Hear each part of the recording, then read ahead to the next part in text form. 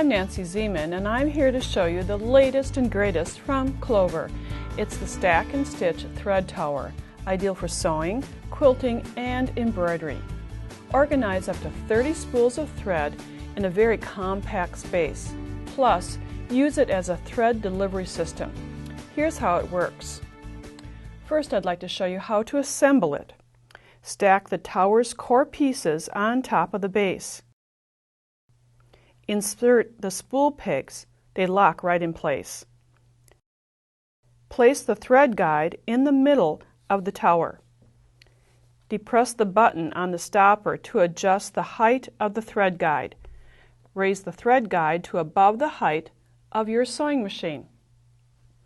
Now it's time to store your thread. Simply place the spools of thread on the peg. Pretty easy. It accommodates the traditional and standard spools of thread. Now to use it, you're going to first adjust the thread guide.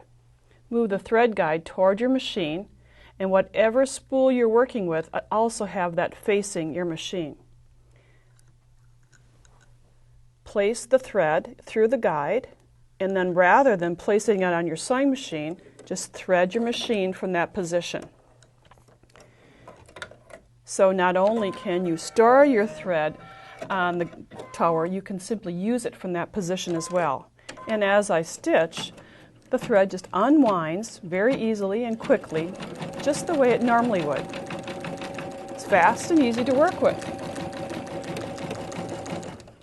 Now, if you'd like to use this as an embroidery area, which I do for embroidery, organizing all my spools of thread, what I like to do is place on my embroidery thread, and I place it in order according to my embroidery guide.